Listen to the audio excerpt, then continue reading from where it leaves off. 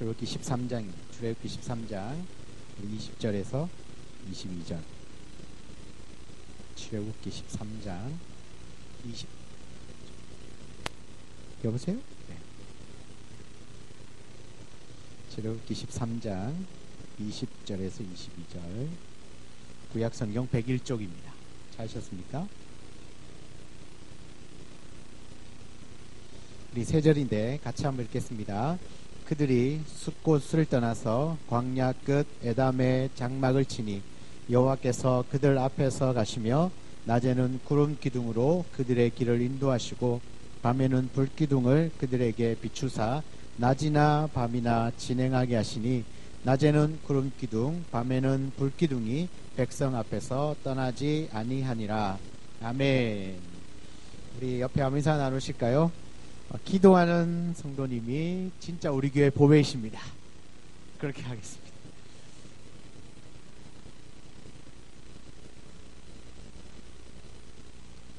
네. 그럼 기도 안 한다고 보배가 아니냐? 뭐 같은 보배인데 네. 여러분은 발견된 보배, 기도 안 하시는 분은 숨겨진 보배. 그렇게 가도록 하겠습니다. 어쨌든 네, 오늘 잘 오셨습니다. 우리 찬양 하나 같이 드리고 하면 좋겠는데, 먼저 우리 환영부터 하도록 하겠습니다. 다음 세대 청년 중고등부 누군지 다 아시죠? 중고등부 청년부까지 손 한번 들어. 중고등부 청년부. 와우. 하나, 둘, 셋, 넷, 넷. 한 5,000명 됩니다. 박수 한번 치겠습니다. 네. 오늘 이 금요기도에 오면 인생 끝난 겁니다. 이렇게 하나님께서 붙들어 주시니까 걱정 안 하셔도 됩니다. 이 청년들, 청소년들은 하나님께서 책임지실 겁니다. 또 하는 이야기지만 안 온다고 또 안 책임지는 거 아닙니다. 하나님 더 강력한 은혜로 붙드시겠죠. 직장 갔다가 또 피곤하실 텐데도 이 금요기도의 밤에 오신 많은 분들이 계실 텐데, 우리 그런 모든 분들을 위해서 박수 한번 격려하도록 하겠습니다. 우리의 예배를 받으신 하나님께 감사의 박수 드리겠습니다. 고맙습니다. 네, 우리 찬양 하나 하기를 원하는데, 오직 예수뿐이네. 은혜 아니면 살아갈 수가 없네. 우리 은혜로운 찬양을 함께 한번 드리고 싶습니다. 은혜 아니면 살아갈 수가 없네. 은혜 아니면 살아갈 수가 없네. 호흡마저도 다 주의 것이니 세상 평안과 위로 내게 어서로 예수 오직 예수뿐이네. 다시 한번 고백할까요? 은혜 아니면 살아갈 수가 없네. 은혜 아니면 살아갈 수가 없네. 호흡마저도 다 주의 것이니 세상 평안과 위로 내게 주소서. 예수 오직 예수뿐이네.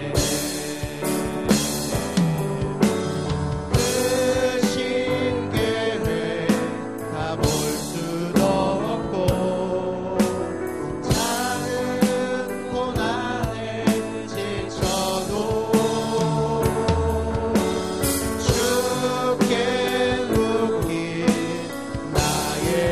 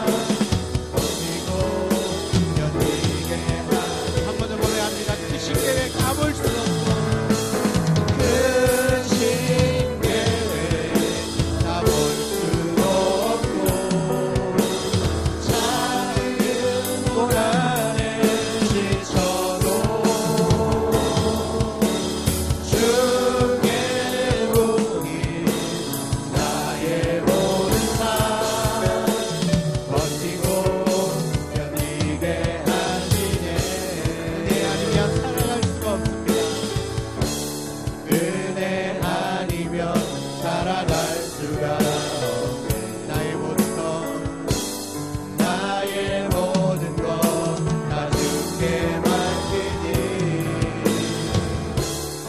참된 평안과 위로 내게 주신 주 예수 오직 예수뿐. 은혜 아니면 살아갈 수가 없네.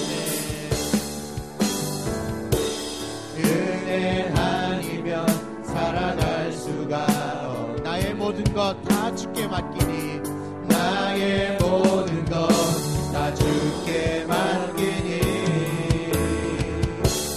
참된 평안과 위로 내게 주신 주 예수 오직 예수. 한 번 더 고백하면 은혜 아니면 살아갈 수가 없네. 은혜 아니면 살아갈 수가. 나의 모든 것 다 주께 맡기니 나의 모든 것 다 주께 맡기니 참된 평안과 위로 내게 오신 주 예수 오직 예수뿐이네. 아멘. 우리 은혜 아니면 진짜 오늘 우리가 어떻게 살겠습니까? 그죠? 하루하루가 주의 은혜로 사는 줄 믿습니다. 정말 살아있다는, 오늘 하루를 보냈다는 것, 그거 하나만으로도 정말 너무너무 감사한 것 같습니다. 은혜 아니면 살아갈 수 없는 인생인데 하나님의 은혜를 구하는 또 이 밤이 되기를 간절히 소망합니다. 오늘 이 말씀을 가지고 우리 함께 은혜를 나누겠습니다. 앞서가시는 하나님이라고 한 제목으로 함께 말씀을 나누겠습니다. 오늘 본문의 말씀은 하나님께서 얼마나 자기 백성을 사랑하시는지, 어떻게 하나님께서 자기 사람들을 지켜주시는지 너무나 분명하게 말씀해 주고 있습니다. 이스라엘 백성들이 430년 동안 애굽의 종으로 있다가 드디어 하나님께서 때가 되어서 모세라고 하는 한 지도자를 부르셔서 그를 통하여 아브라함 때 약속하신 그 가나안 땅으로 인도해 가시기를 원하셨습니다. 그 모세와 아론과 함께 그 애굽의 바로왕을 찾아가고 또 10가지 재앙을 통하여서 드디어 종되었던 애굽 땅으로부터 이제 탈출해가 나오는 것입니다. 이제 모세는 이 백성들을 이끌고 이제 애굽에서 나와서 그들을 광야를 지나 이제 가나안까지 가야 하는 여정인데, 오늘 이 출애굽기 13장은 바로 그 첫 번째 애굽에서 나오는 그 첫 번째 장면을 자세하게 기록을 해주고 있습니다. 이 백성들을 끌고 거주하고 있던 그 애굽 땅 라암셋을 떠나서 숫곳이라고 하는 곳에 이르게 됩니다. 여러분, 라암셋은 그 애굽 중에서 가장 비옥했다고 하는 고센 땅의 다른 이름인데, 지명인데, 라암셋에서 떠나서 숫곳에 이르고요. 그 숫곳에서 무교봉을 먹고 다시 행진해서 광야 끝 에담에 장막을 치게 됩니다. 그러니까 광야 끝이라는 말은 애굽에서 봤을 때는 광야로 들어가는 쪽이고, 광야 쪽에서 봤을 때는 서쪽의 끝인 거죠. 그렇게 이해를 하시면 됩니다. 광야 끝 장막을 치고 이제 다음 날이 되면 이제 광야로 들어가는 겁니다. 이제부터 하나님은 이스라엘 백성들과 함께 행진을 하기 시작하는데, 아니 행진할 뿐만 아니라 함께 하시고 또 앞서 가시기를 시작하십니다. 오늘 21절 읽었는데요. 13장 21절 20절 21절 읽었는데 한번 21절 초반을 한번 보실까요? 여호와께서 그들 앞에서 가시며, 그들 앞에서 가시며. 애굽에서는 이제 나왔지만 완전히 광야로 들어가지 않은, 그러니까 이제 광야로 나가는 딱 그 첫 출발 시점에 하나님이 어떻게 말씀하시냐면 여호와께서 그들 앞에서 가시며, 그렇게 표현하고 있습니다. 애굽에서 나온 사람들이 우리가 잘 알고 있듯이 장정만 60만인데 성경의 기록을 보면요, 이렇게 기록하고 있어요. 가족들과 수많은 잡족들과 양과 소와 심이 많은 가축들이 그들과 함께 했다. 여러분, 그 장정만 60만의 그 가족들과 수많은 잡족, 그러니까 이스라엘이 아닌 이방 민족들, 그 다음에 양과 소와 수많은 가축들을 데리고 이제 나온 것이죠. 그러니까 이 어마어마한 무리들을 이제 이끌고 이제 광야를 지나가야 하는 겁니다. 그런데 그 광야를 지나가려고 하는 그 첫 출발점에 하나님께서 그 백성들에게 짠 나타나셨어요. 내가 이제 너희 앞서 내가 갈 것이. 그리고는 낮에는 구름 기둥으로 밤에는 불 기둥으로 이제 앞서가기 시작합니다. 여러분 21절을 우리 다시 한번 읽어 볼까요? 21절입니다. 여호와께서 그들 앞에서 가시며 낮에는 구름 기둥으로 그들의 길을 인도하시고 밤에는 불 기둥을 그들에게 비추사 낮이나 밤이나 진행하게 하시니. 여러분 어떻습니까? 하나님께서 그들 앞에 가시면서 낮에는 구름 기둥으로 밤에는 불 기둥으로 그들과 함께 진행하시고 함께 뿐만 아니라 앞서 진행하시겠다 말씀하고 있는 거죠. 여러분 현재 구름 기둥, 불 기둥이라고 표현이 되어져 있는데 그냥 이렇게 멀리서 보면 이제 기둥처럼 이렇게 있다. 그래서 이제 표현을 그렇게 한 것인데요. 실제로는 하나님이 임재하고 있는 그 공간을 이제 의미를 합니다. 그래서 이렇게 쳐다보면 밤에 낮에는 이제 구름이 이렇게 생성되어져서 해를 가려주고 있고 밤에는 불기둥이 어떤 건지 모르겠지만 하여튼 제 느낌에는 그 하나님이 거하시는 그곳은 그냥 따뜻하다, 그냥 환하고 따뜻하고 그래서 광야에서 이불을 덮고 자지 않아도 얼어 죽는 사람이 없을 만큼 그렇게 따뜻해서 사람들의 표현에 불기둥이라고 표현하지 않았을까. 그리고 성막이 생성되고 성막을 만들고 난 이후에는요 실제로 그 성막의 위에 불기둥이 쫙 솟아올라 있었습니다. 하나님의 영광의 상징이죠. 하나님 인재와 영광의 상징인 그 불기둥과 구름기둥이 실제로 그 성막 위로 쫙 솟아올라 있었는데 그 성막을 이제 그 시내산에서 만들었기 때문에 그 전까지는 그냥 보여지는 형상이 구름기둥처럼 불기둥처럼 보여서 그렇게 표현을 한 것 같습니다. 여러분 왜 이 낮에는 구름기둥과 밤에 불기둥으로 하나님이 이 이스라엘 백성들과 함께 했을까? 그 지역의 그 이스라엘 그 광야라고 하는 지역의 특성을 조금 알면 금방 이해할 수 있습니다. 제가 예전에 이야기를 했는지 모르겠지만 그 광야는 낮과 밤의 기온차가 굉장히 심합니다. 예를 들어서 낮에는 한 42도, 43도 정도까지 올라갑니다. 그러니까 완전히 덥죠. 머리가 탈 것 같아요. 그런 더위. 근데 밤에는 18도 이하로 떨어집니다. 그러니까 낮에는 40몇 도 올라가다가 밤에는 18도 이하로 떨어지면 이제 얼어 죽는 사람이 생긴답니다. 광야의 기온이 최소한 15도에서 20도 이상씩 낮과 밤의 기온차가 생기는 거죠. 그런데 그 지역은 이제 고온하고 이제 건조한 지역이기 때문에 낮에 해만 조금 가려지면 참을 수 있습니다.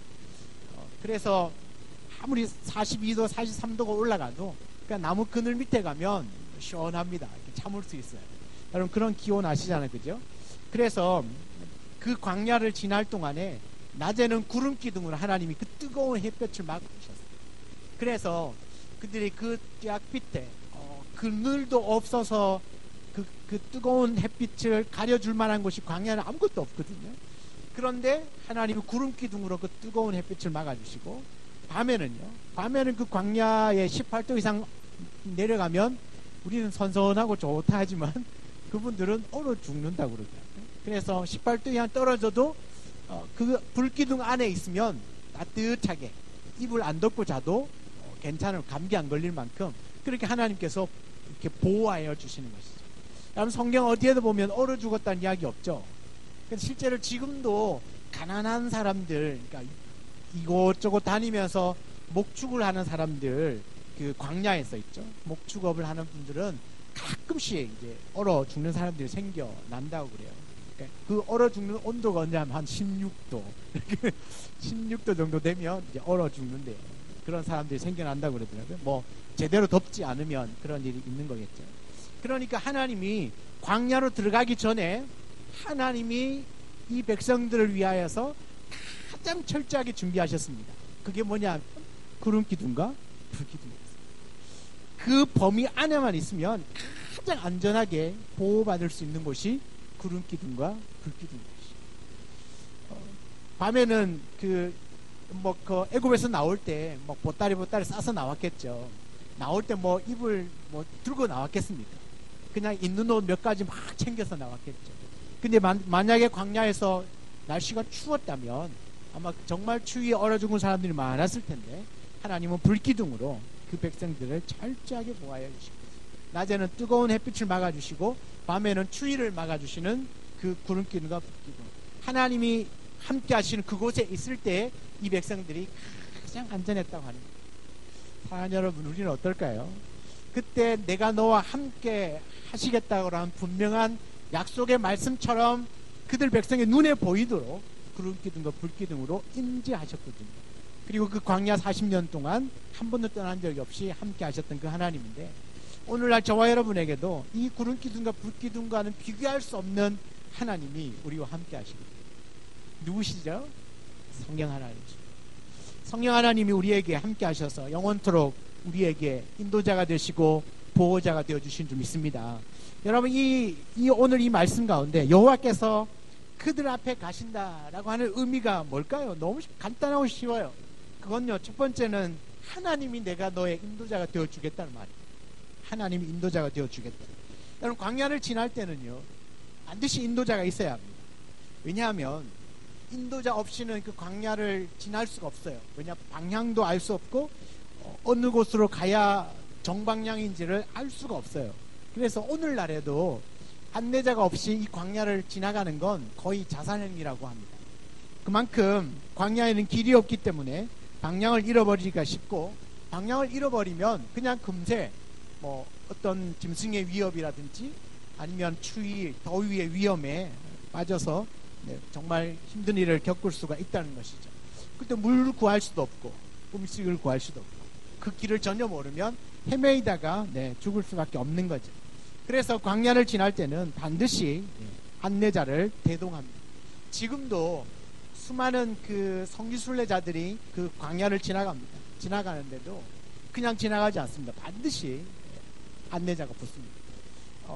시내산에 가면 그 모세가 올라갔다고 하는 그 시내산, 산인지 아닌지 정확하지는 않지만 하여튼 시내산 모세가 올라갔다고 하는 산을 이렇게 소개하면서 거기에 올라가는 그 코스가 있어요.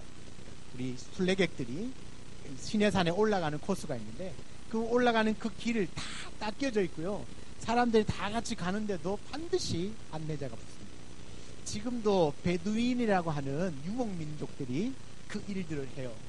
여기저기 다니면서 목축업을 하는데, 왜 그들은 여기저기 다닐까요? 그들은 때에 맞게끔 어느 곳에 가면 풀이 나고 어디 가면 물이 있는지를 알기 때문에 그들은 그들이 치는 양들을 데리고 이리저리 다니는 거죠. 그러면서 부업으로 관광 가이드를 하는 겁니다. 이들은요, 그 광야에서 살아온 사람들이기 때문에 누구보다도 길을 잘 알고 있는 사람들입니다. 그들의 안내를 받아야만 안심하고 광야를 지나갈 수 있는 겁니다. 그런데 여러분, 그 애굽에서 나온 그 이스라엘 백성들을 잘 한번 생각해 보면, 그들이요, 과연 이 광야에 와본 사람이 있을까? 이 광야를 한번 지나가 본 사람이 있을까요? 광야를 지나가 본 사람, 애굽의 종으로 있었는데 언제 이 광야를 지나서 가나안 땅에 가본 사람이 있었을까요? 모세도요, 시내산 호렙산까지는 잠깐 가봤어요. 그러나 모세도 그냥 한 번 왔다 갔다 할 정도였지 그 길에 대해서 정확하게 잘 모른다는 거죠. 그런데 이 수많은 사람들을 데리고 이제 이 광야를 지나서 하나님 약속한 땅으로 가야 하는데 안내자가 없는 겁니다.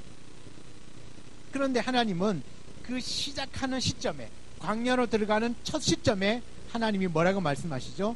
내가 그들의 앞에 가겠다. 하나님이 친히 안내자가 되어주시겠다 말씀합니다. 여러분, 이 구름기둥과 불기둥이 뭐겠습니까? 하나님의 임재의 상징일 뿐만 아니라 하나님께서 그들 백성과 함께 하시면서 이 백성들의 안내자가 되어주시겠다라고 하는 약속의 증표와도 같은 겁니다. 하나님의 인도자가 되시면 여러분 뭘 걱정하고 두려움이 있겠습니까? 마치 다윗이 광야에서 하나님 앞에 이런 고백을 하죠. 여호와는 나의 목자이시니 내가 부족함이 없으리로다. 하나님이 목자가 되시면 부족함이 없는 겁니다. 왜냐하면 목자가 다 알아서 풀 먹을 수 있는 곳으로 안내하고 물 있는 곳으로 안내하고 잠잘 곳으로 안내할 거니까. 실제로 여러분 이렇게 시내 반도를 이렇게 보면 그냥 직선 코스로 가면 훨씬 더 빨리 갈 수 있는데도 불구하고 하나님은 남쪽으로 내리셨거든요. 그래서 시내산 쪽으로 내려오게 하셨는데, 그냥 직선 거리로 가면 갈 수도 있지만 왜 밑으로 내리셨냐면, 여러분 직선 코스로 가면 정말 아무것도 없어요. 가도 물도 없고 먹을 양식을 구할 수도 없고 그들이 피할 수 있는 곳이 아무것도 없습니다. 그냥 버스로 그냥 고속도로를 달려도 한 8시간 넌스톱으로 그냥 달려야만 하는 그 엄청난 거리를, 여러분 그 250만에 온갖 가축들 데리고 가다가 다 죽습니다. 물론 하나님이 특별한 방법으로 하실 수는 있겠지만 그래도 하나님은 만들어 놓은 것이 있으니까 뭐 이용하시겠죠. 그래서 이들은 이제 밑으로 남쪽으로 내리면 가다 보면 르비딤도 있고, 그죠? 르비딤이 오아시스 아닙니까? 르비딤도 있고 시내산도 있고 그들이 머무를 수 있는 곳도 있고, 곳곳에 물도 나고 엘림이라고 하는 물도 나고, 그러니까 여러 지금 만들어져 있는 오아시스들을 활용해서 이 백성들이 광야에서 죽지 않도록 그 걸음을 밑으로 이끌어가 주신 것이죠. 그러니까 하나님이 만약에 인도자가 안 되시고 하나님이 이끌어 주시지 않았다면 그냥 가면 온 백성들을 다 죽일 수 있었다는 겁니다. 여러분, 그러므로 이 백성은 한 번도 가보지 못한 광야길을 가지만 저 구름 기둥과 불 기둥만 따라가면 그곳이 가장 안전한 겁니다. 실제로 하나님 말씀하시죠. 이 구름 기둥이 움직이면 막 요동치면 보따리 싸라. 그리고 막 싸가지고 그리고 막 이게 막 이동하면 그거 따라가다가 갑자기 딱 멈추면 거기서 다시 보따리 풀어라. 풀고 그것이 다시 요동할 때까지 한 달이든 1년이든 그곳에 계속 머물러 있는 겁니다. 그게 뭐예요? 하나님이 가라 하면 가고 서라 하면 서는 거예요. 왜? 지금 이 백성들의 인도자가 누구입니까? 그럼 이 백성들은 오로지 누구만 쳐다봅니까? 왜? 누구만 쳐다보죠? 하나님을 쳐다보는 겁니다. 여러분, 그렇게도 불기둥 쳐다보는 게 하나님 쳐다보는 거 아닙니까? 하나님을 쳐다보여요. 아, 하나님 가라 하네? 가고. 하나님 서라 하네? 서고. 여러분, 이게 뭐예요? 이게 지금 이 백성들을 하나님의 백성으로 지금 만들어 가고 있습니다. 훈련시켜 가고 있습니다. 이스라엘 백성들이 진짜 이스라엘을 되게 하기 위하여 하나님이 하신 첫 번째 훈련이 뭐냐 하면 하나님만 쳐다보도록 하는 거죠. 다른 어떤 것들을 보는 게 아니라 오직 하나님만 바라볼 수 있다. 오직 하나님. 근데 그거 쳐다봐야 살거든요. 그거 안 쳐다보면 죽거든요.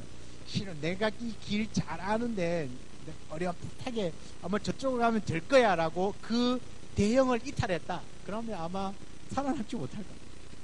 이 백성들이 구름기둥과 불기둥을 통하여서 오직 하나님만 바라볼 수 있도록 훈련시키시고, 하나님만 바라보는 백성이 진짜 이스라엘 백성인 줄 믿습니다. 그러니까 저와 여러분이 하나님 나라의 하나님의 백성이라면 가장 기본적으로 누구만 바라보는 거죠? 하나님만 바라보는 거죠. 다른 건 없습니다. 하나님만 바라보는 거죠. 뭐 살아가다가 뭐 필요하면 하늘 쳐다보고 하나님 어떻게 할까요? 물어보고, 하나님 가라 하면 가고 서라 하면 서고, 하나님 감동을 주시는 대로 그렇게 사는 사람들이 바로 하나님의 백성들 아니겠습니까? 여러분, 여기 다윗이 고백한 것처럼 여호와는 나의 목자시니 내가 부족함이 없다. 하나님이 우리의 목자가 되시면, 우리의 인도자가 되시면 우리에게도 부족함이 없는 줄 믿습니다. 여러분, 우리가 하나님께로부터 이 2019년을 선물로 받았지 않습니까? 그런데 한 번도 우리는 이 2019년을 살아본 사람은 없습니다. 2월달을 살아보신 분 있습니까? 3월달을 살아본 사람이 있습니까? 없죠. 지금 당장 내일도 살아본 사람이 없는데, 그런데 이 인생의 내 처음 시작부터 끝까지를 다 설계하시고 섭리하신 분이 계시는데 그분이 하나님이시죠. 그분이 이제 내 인생의 인도자가 되신다는 건, 나는 한 번도 살아본 적이 없는 인생을 이제 살아가겠지만 나보다 나를 더 잘 아시고 내 인생을 설계하시고 섭리하시고 그분이 이끌어가 주신다면 아마 가장 합당하고 선하고 옳은 길로 이끄시지 않겠습니까? 그러면 한 번도 살아보지 못한 2019년을 살아가는 저와 여러분이 그럼 가장 첫 번째로 해야 할 일이 뭘까요? 하나님을 쳐다보는 거예요. 하나님을 바라보는 거죠. 왜요? 그분이 나의 인도자가 되시니까. 그분이 나의 목자가 되시니까. 그러니까 그분이 나의 목자 되신 그분을 쳐다보며 가는 거죠. 왜냐? 그분이 내 인생길 앞에 가시면서 행하여 주실 것이기 때문에 그렇습니다.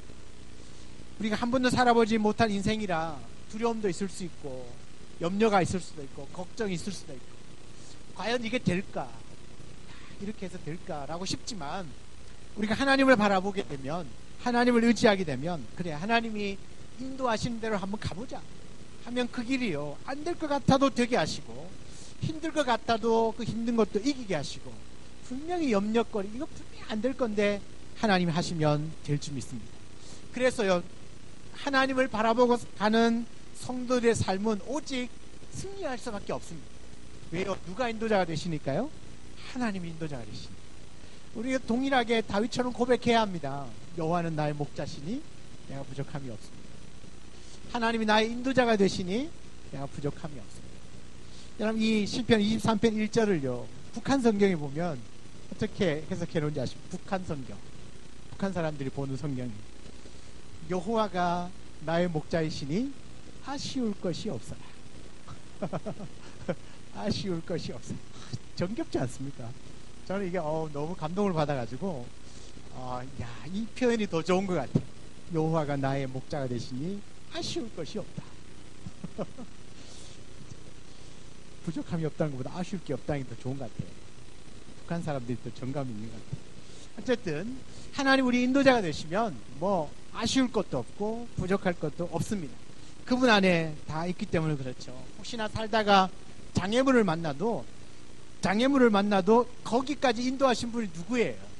하나님이시면 그 장애물을 넘어가게 하든지 뭐 이길 수 있는 방법을 주시든지 아니면 피할 길을 여시든지.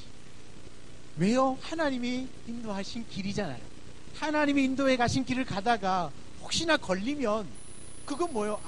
하나님께서 뭐 그쪽으로 인도하셨으니까 피할 길을 주시겠지. 아니면 이길 수 있는 능력을 주시든지 아니면 내게 담대한 믿음을 주셔서 뭐 들고 던지든지 어떻게든 그 고난도 어려움도 장애물도 능히 극복하게 해주실 줄 믿습니다. 왜요? 하나님이 이끄시는 길이니까요. 우리 거기에 대한 믿음을 분명히 가졌으면 좋겠습니다. 하나님이 인도자가 되시면 아쉬울 게 없습니다. 부족함이 없습니다. 우리는 내가 하나님 보고 하나님 좀 인도해 주세요라고 한 적 없어요. 하나님이 먼저 오셔서 내가 네 앞에 내가 갈게. 너는 나를 따라와. 내가 네 인생 앞에 갈게. 네가 나를 따라와. 그러면 그 인생은 수지 많은 인생 아니겠습니까? 주의 손에 붙들림 받은 인생입니다. 제가 초반에 저의 간증을 했지만 군대에서 그 기도할 때 하나님 네 앞에 그 빛을 딱 비치시면서 뭐라고 말했다고요? 나를 따라와. 여러분 그 하나님 따라가는 것보다 더 값지고 행복한 인생이 뭐가 있겠습니까? 그러니까 뭐 염려할 것도 없어요. 하나님이 앞서 가시니까요. 내일 어떻게 될까? 염려 안 하셔도 돼요. 왜요? 하나님이 앞서 가실 거니까요. 이 일이 어떻게 될까? 걱정 안 하셔도 돼요. 왜요? 하나님이 앞서 가실 거니까. 하나님이 앞서 가셔서 모든 길들을 예배해 놓으실 줄 믿습니다. 앞서 가신 그 하나님의 인도하심을 받아 살아가는 오늘 2019년 한 해가 되시고 일평생의 삶이 되시기를 주의 이름으로 축복합니다. 여러분 두 번째는요. 하나님께서 그 이스라엘 백성들을 앞서 가시는 그 이유가 우리의 인도자도 되시지만 또 하나가 있어요. 뭐냐면 우리를 떠나지 않으시겠다는 약속입니다. 임마누엘이죠. 떠나지 않겠다. 하나님은 결코 이스라엘 백성들을 떠나지 않으시고 함께해 주셨습니다. 하나님께서 함께해 주신다는 그 상징이 구름기둥과 불기둥. 내가 너와 함께 한다는 게 구름기둥과 불기둥. 그것도 애굽에서 나오는 출발점부터 가나안 땅에 들어갈 때까지 한 번도 그 백성들을 떠난 적이 없다는 말이죠. 혹시 백성들이 반역해서 금송아지 만들 때도 구름기둥 불기둥이 있었어요. 그러니까 사람들은 그 구름기둥을 보면서도 금송아지 만들었다. 하나님이 우리와 함께하는 것을 눈에 보면서도 죄를 짓는 거예요. 지금 여러분 표정 보니까 왜 그랬을까 그러죠. 걔네들 왜 그러나 그렇죠? 똑같아요 우리도요. 근데 여전히 하나님 함께하는 것 다 알고 있으면서도 죄를 짓거든요. 제가 어느 날은 참 이 백성들이 어리석다. 차라리 참 눈에 이렇게 보이게끔 하나님이 함께 하시는데도 어떻게 그렇게 죄를 짓나. 진짜 나쁜 놈이다 생각했는데 어느 날 기도하다가 가만히 보니까 그 나쁜 놈이 내더라고요. 그 나쁜 놈이 나야. 하나님이 약속도 하시고 충분하게 내가 너와 함께 한다고도 말해주고 또 내가 네 앞에 간다고도 말해주고 내 따라오라. 내 너 사람 낚는 어부가 되겠다고 말해줬는데 수시로 뭐 한다고요? 하나님 없는 것처럼 하나님 나 어떡하죠? 목회 그만둘까요? 그런 얘기는 안 했습니다. 네. 제가 한 번도 후회한 적 없다고 그랬죠. 과연 제가 뭐 앞으로 이렇게 목회를 잘 할 수 있을까요? 뭐 이런 고민들을 너무 많이 하는 것 같아요.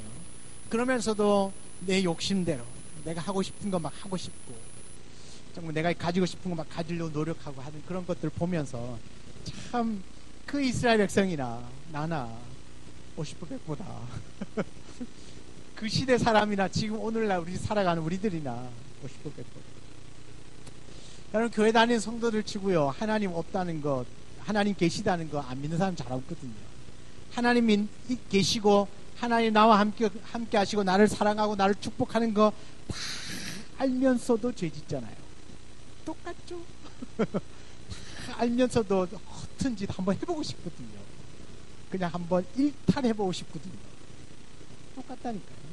그러니까 그들은 그 구름기둥 불기둥을 보면서 하나님을 향하여 막 삿대질하면서 하나님이 어디 계시냐고 막 손가락질하고 원망하고, 차라리 우리가 애굽에 살 때가 훨씬 더 나았다고, 종이었지만 배 안 고팠고 따뜻한 방에서 잤고 아들 딸 놓고 잘 살았는데 왜 우리를 광야에 끌고 나와가지고 이 고생시키고 여기에서 다 죽게 만드냐, 하나님한테 원망 손가락질 했는데, 그때 살짝 하나님이 구름기둥 싹 걷었나요? 이놈들 봐라 하면서 밤에 불기둥 싹 치워버렸나요? 아니에요. 그렇게 불평하고 불만할 때도 여전히 하나님은 그 백성들을 떠나지 않았어요. 죄악 가운데 있었지만, 지금 반역하고 있지만 하나님은 여전히 떠나지 않으신다. 이게 뭘 의미하는지 아십니까? 하나님이 우리 살아가는 성도들이 한번 죄를, 지금 비록 죄를 짓고 있지만 하나님의 백성의 그 테두리 안에 들어오면, 하나님은 한 번 딱 잡으면 그 다음에 놓치지 않으신다. 이 안에 들어와서, 우리 안에 들어와서 혹시 이 안에서 뭐 교만하고 죄짓고 뭐 온갖 짓을 다 해도 요놈 봐라 하면서 그 우리에서 탁 건져서 던지지 않으신다는 이야기. 한번 딱 택하시고 사랑하시기를 작정하시면 끝까지 참으시고 끝까지 기다리시다가 결국은 내 잘못했습니다 하고 손 들고 나오도록 만드신 거죠. 그래서 돌고 돌다가 하나님께 다시 돌아올 때 부르는 찬송이 뭡니까? 전부여 의지 없어서 손 들고 옵니다. 그거 아닙니까? 그게 탕자들이 부르는 찬송입니다. 전부여 의지 없어서 손 들고 옵니다. 그러면서 주 앞에 회개하고 돌아와요. 돌고 돌아봐도 하나님 손바닥을 벗어나지는 못했거든요. 그제서야 깨닫고 전부여 의지, 눈물 흘리면서 울면서 돌아오는 거예요.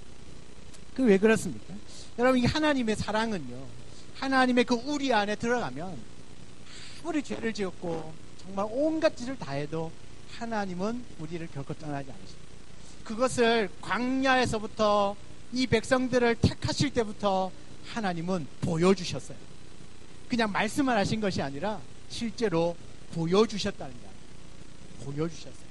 내 너와 함께 할게 약속하시고 끝까지 이 백성들의 형편이 어떠하든지 관계없이 하나님은 늘 그 자리에 계셨다. 여러분, 오늘날에도 마찬가지입니다. 예수님께서 십자가를 지시기 전에 우리에게 이런 약속을 하십니다. 요한복음 14장 16절인데 같이 한번 읽어보겠습니다. 내가 아버지께 구하겠으니 그가 또 다른 보혜사를 너희에게 주사 영원토록 너희와 함께 있게 하리니. 할렐루야. 여러분, 여기 뭐라 하죠? 또 다른 보혜사를 너희에게 주사 언제까지? 영원토록 너희와 함께 있게 하리니. 영원토록. 영원토록은요, 시간의 개념을 초월한 겁니다. 이 땅에서 어디까지가 영원이냐 알 수 없습니다. 그냥 시간의 끝이 없는 시간이 영원이라고 하는 시간입니다.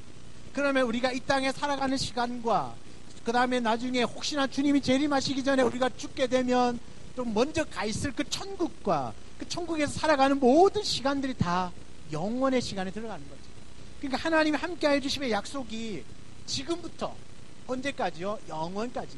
이제부터 내가 주를 만나서 하나님의 자녀가 되면 그 이후로는 끄떡없는 겁니다. 이 보혜사 성령께서 영원토록 함께 하시고, 마태복음 28장 20절에도요, 유명한 말씀이죠. 내가 너희에게 분부한 모든 것을 가르쳐 지키게 하라. 볼지어다 내가 세상 끝날까지 항상 너희와 항상 함께 있으리라 하십니다. 세상 끝날까지 너희와 항상 함께 있을 것이다. 그렇게 약속하고 있습니다. 여러분, 하나님은요 지금도 그 약속대로 주를 믿는 모든 성도들과 함께 하고 계심을 믿으시기 바랍니다. 저와 여러분 안에 들어오셔서 나갈 생각을 안 하십니다. 한번 들어오시면 끝까지 계십니다. 쭉 나가라 해도 안 나갑니다. 버티시는 거죠. 누가요? 하나님.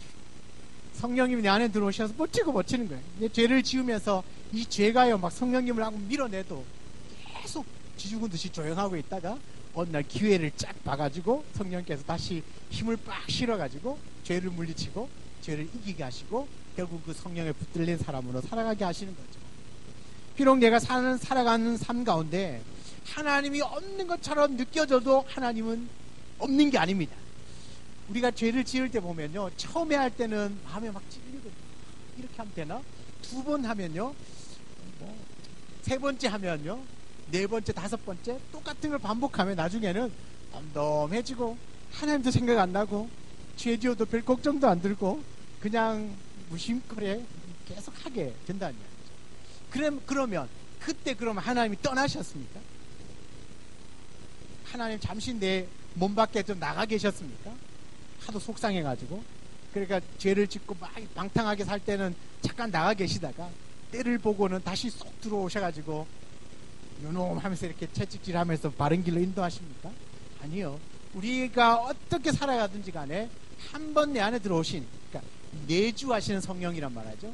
성령이 한 번 내주하시면 끝까지, 영원까지, 세상 끝날까지, 영원까지 내가 너희와 함께 하시는 분이 우리의 하나님이신 줄 믿습니다. 절대로 하나님 우리를 떠나지 않고 우리 곁에서 앞서가시는 하나님이십니다. 그러니까요, 저는 이렇게 좀 불신앙적으로 보일지 모르지만 이런 단어를 좀 쓰고 싶은데, 옛날 우리 어른들이 많이 썼으니까. 한번 예수를 믿으면 돌이킬 수가 없죠. 왜? 성령이 내 안에 들어왔으니까. 그래서 우리는 예수 믿을 팔자, 어른들이 무슨 말 하죠? 팔자는 고치기 힘든다 그러죠. 우리가 태어난 팔자를 고치기가 힘들어요. 그러니까 예수 믿을 팔자를 갖고 있으면 그 팔자 못 고치거든요. 그러니까 좋은 말 할 때 그냥 예수 잘 믿는 게 신상이 좋습니다. 좋은 말, 하나님이 좋은 말 할 때, 살살 얘기할 때, 그때 그냥 주만 바라보고 내 죽었다 하고 그냥 주만 바라보고 사는 게 훨씬 우리 신상이 좋습니다. 괜히 내가 한번 내 마음대로 살아보려고 이렇게 저렇게 해봐야 돌아오는 건 피 터지는 것밖에 없습니다. 내 몸에 상처밖에 안 남아요. 좋은 말 할 때 그냥 알았습니다 하고 따라가는 게, 왜요? 내주하시는 성령님이 나와 영원토록 함께하고 계시기 때문에 그냥 내 인생을 이제 앞으로 예수 안 믿고 살 수 없는 인생이 된 거예요. 이제 나는 이제 예수 믿는 게 너무 불편해. 그래서 나 이제 예수 안 믿을래. 좀 제가 사투리 쓰겠습니다. 치아뿌라. 그래도 믿는 걸 치아뿌라 해도 안 되는 거예요. 근데 내 마음대로 안 돼. 벌써 하나님이 들어왔거든요. 내주하시면 그 이후로는 이 팔자 못 고칩니다. 그냥 예수 믿을 팔자로 사셔야 됩니다. 그럼 이 팔자를 못 고치면 어떻게 해야 되죠? 그냥 순응하며 사는 겁니다. 그렇구나. 나 이제 하나님을 벗어나서는 살 수 없구나. 그럼 좋은 말 할 때 그냥 순종하며 사는 게 신상이 좋습니다. 신상이 가장 안전한 길이고 가장 복된 길인 것입니다. 하나님 그만큼 단호하십니다. 내가 너와 함께 하는데 영원토록 함께하고 절대로 너를 떠나지 않을 거예요. 절대로. 하나님 그 광야 40년 동안 그 이스라엘 백성들보다 앞서 가셔서 길을 인도하시고요, 한 번도 그 백성들을 떠나지 않고 함께 해주셨거든요. 그 결과를 한번 보면요, 신명기 2장 7절인데 한번 보실까요? 내 하나님 여호와께서 내가 하는 모든 일에 내게 복을 주시고 내가 이 큰 광야에 두루 다님을 알고 내 하나님 여호와께서 이 40년 동안을 너와 함께 하셨으므로 내게 부족함이 없었느니. 하나님이 뭐라고 말씀하십니까? 네가 하는 모든 일에 복을 줬다. 너가 하는 모든 일에 복을 줬다. 너와 함께 하셨으므로 너에게 부족함이 없었다. 신명기 29장 5절에는요 얼마나 부족함이 없는지 한번 보실까요? 주께서 읽어봅시다. 같이. 주께서 40년 동안 너희를 광야에서 인도하게 하셨.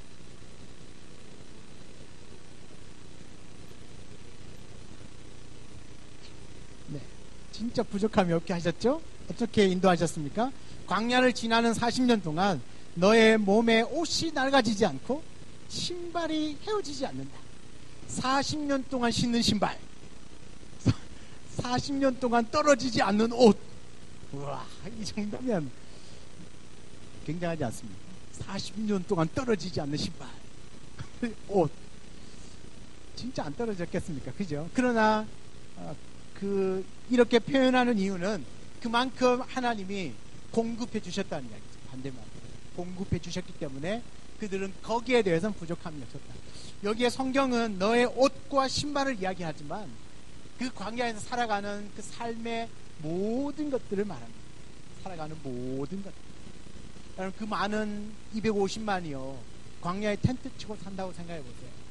부족하고 불편한 게 얼마나 많겠습니까? 얼마나 많겠습니까? 그죠? 먹을 음식부터 먹는 물 먹으면 해야죠, 싸야죠, 이런 것들 다 너무나 많은 것들이 있지만 하나님이 뭐죠? 너에게 부족함이 없도록 모든 문제들을 다 해결해 주셨다. 그것을 뭐로 표현합니까? 네 옷 떨어진 거 봤냐? 너 신발 헤어진 거 봤냐? 그렇게 40년 동안 안 떨어진 신발 없습니다. 떨어졌지만 그 신발을 대체할 수 있는 뭔가를 계속 얻을 수 있었다는 이야기죠.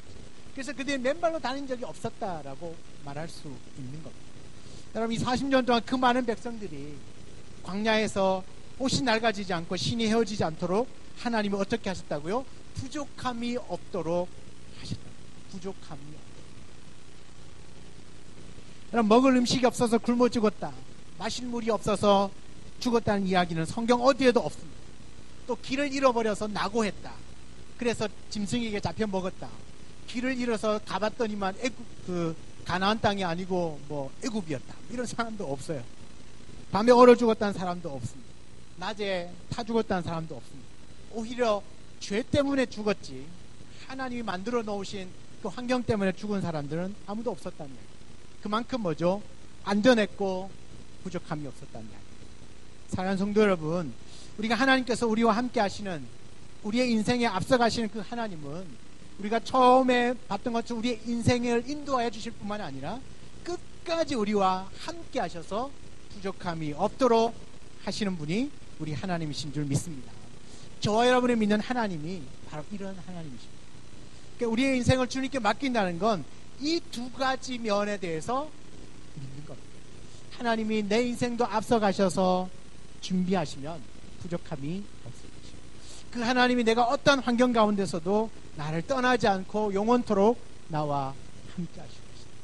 하나님이 영원토록 나와 함께 하실 것이라는 것만큼 우리에게 힘이 되고 능력이 되고 정말 믿음을 불러일으키는 말은 없습니다. 여러분, 어느 누군가가 내 뒤에 딱 버티고 있다고 생각을 해보면 정말로 든든하지 않습니다. 누군가가 내 뒤에서 어느 누구도 손댈 수 없는 그런 절대 권력자가 뒤에 떡하니 있다고 생각을 해보십시오. 그러면 내가 무슨 짓을 해도 든든한 겁니다. 여러분, 많이 보셨던 그 자연 다큐멘터리 그 영상들을 보면, 그죠? 어린 곰이 막 장난치고 있는데 그 곰을 잡아먹으려고 다른 동물이 이렇게 와서 이렇게 으르렁거리다가 막 가는 거죠. 근데 나중에 이 카메라가 뒤로 쭉 빼면 그 아기 곰 뒤에 누가 있습니까? 어미곰입니다. 어미곰, 아빠곰이 딱 버티고 있으면 그 뒤에 그 어미곰이 있으면 이 새끼곰은 자기가 무슨 짓을 해도 안전합니다. 왜요? 뒤에 누가 있어요? 엄마곰입니다. 우리가 그런 거 아니겠습니까? 우리는 인생 자체는 연약하잖아요. 우리가 할 수 있는 것도 한계가 있고 우리의 능력도 한계가 있고 내가 할 수 있을 것 같아서 했지만 또 실패할 수도 있거든요. 그러나 그럼에도 불구하고 다시 일어설 수 있고 다시 뭔가를 할 수 있는 용기와 믿음이 생기는 건 내 뒤에 누가 있습니까? 하나님이십니다. 그분이 나를 떠나지 않고 영원토록 함께 하십니다. 그냥 요한복음 14장에 저 이 표현을 너무 좋아하고 볼 때마다 참 막 마음에 감동이 오는 게 뭐냐면, 내가 너희를 고아와 같이 버려두지 않겠다. 내가 너희를 고아와 같이 버려두지 않겠다. 내 육신의 부모는 너를 버릴지라도 나는 너를 버리지 않겠다. 내가 너와 함께 하겠다라고 약속하십니다. 여러분, 그렇게 친히 약속하시고 우리와 함께 해주시는 분이 우리 여호와 하나님이시고 성령 하나님이시고 우리의 주 되시는 예수 그리스도 하나님이신 줄 믿습니다. 내 경험, 내 지식이 물론 중요하죠. 그러나 나보다 나를 더 잘 아시는 그분이 내 인생 앞서 가신다면 그저 우리는 그 하나님을 따라가기만 하면 돼요. 여러분, 하나님을 따라간다고 하니까 도대체 어떻게 하면 하나님 따라가는가 궁금하시죠? 여러분, 하나님을 따라간다는 건 말씀을 따라간다는 이야기예요. 보이지 않는 하나님을 우리가 어떻게 따라가요? 그런데 하나님을 따라가는 것과 동일한 의미를 갖고 있는 게 말씀대로 산다는 의미예요. 여러분, 우리가 말씀을 듣잖아요. 뭐 하나님, 예수님이 뭐 여러 가지 말씀을 하시죠. 뭐 사랑하라, 용서하라, 기도하라, 뭐 예배, 뭐 기타 등등 여러 가지 이야기들을 하시잖아요. 그 말씀대로 살아가는 것이 하나님을 따라가는 겁니다. 그래서 하나님을 따라가는 건 말씀을 따라간다는 이야기입니다. 저를 따라오라는 얘기가 아닙니다. 말씀을 따라가는 겁니다. 그 말씀을 따라가는 것이 하나님을 따라가는 것입니다. 그래서 우리가 어떤 말씀이든지 하나 딱 붙들고 그렇게 살아가면 곧 하나님을 따라가는 겁니다. 예를 들어서 제가 처음 부름받을 때 마태복음 4장 19절의 말씀을 받았습니다. 나를 따라오라. 내가 너희로 사람을 낚는 어부가 되게 하게. 이 말씀을 딱 받고 제가 이 말씀대로 목사가 됐지 않습니까? 예수 믿은 지 3년 만에 미친 짓을 했잖아요. 그 미친 짓을 한 게 어떻게 그렇게 할 수 있었습니까? 그 말씀 하나 때문에. 그러니까 그 말씀을 따라서 순종했잖아요. 이게 하나님을 따라가는 겁니다. 이해하시겠습니까? 그러니까 하나님을 따라가는 건 추상적인 이야기가 아니에요. 도대체 하나님 따라가는 게 뭐야?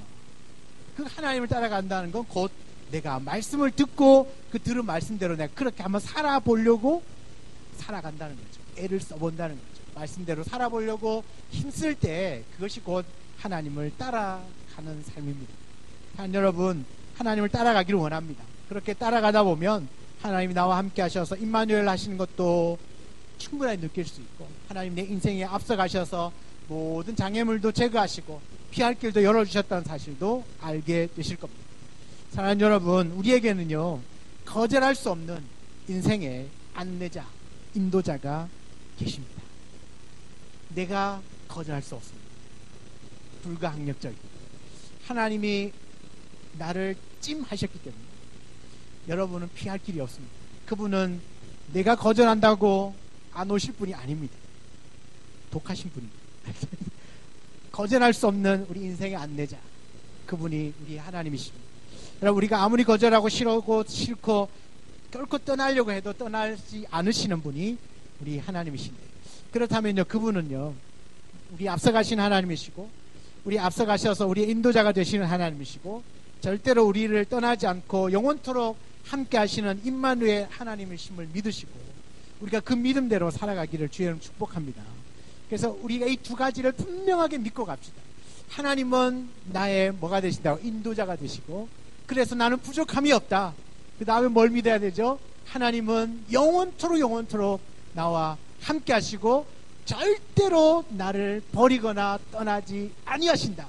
혹시 내가 비록 죄 가운데 있을지라도, 혹시 내가 실수하여서 낙심해서 하나님을 떠나고자 막 저 산속에 들어가도 그곳에도 계시고 저 지구 끝에 가도 그곳에도 계시고, 하나님 손바닥을 벗어날 수 없는 인생이다. 이 팔자에 감사하시고 이 믿음 가지고 우리가 살아가는 그 삶의 그 순간순간마다 이 하나님께 감사하고 이 하나님을 의지하면서 살아가게 되어진다면 매 순간이 우리에게는 승리요, 감사요, 감격일 줄 믿습니다. 우리가 이 큰 은혜를 누리고 사는 살아오는 성도님 되시고, 오늘 밤에 기도할 때도 하나님 이 두 나의 인도자 되시고 영원토록 함께 하신 그 하나님에 대한 분명한 믿음을 내 안에 불어넣어 주셔서 이 세상에 어떤 환난과 고난, 어려움이 있어도 이것만 붙들면 승리할 줄 믿습니다. 그런 담대한 믿음과 그런 은혜를 달라고 기도하는 오늘 이 밤이 되기를 주의 이름으로 축복합니다. 우리 같이 한번 찬송 하나 하고요.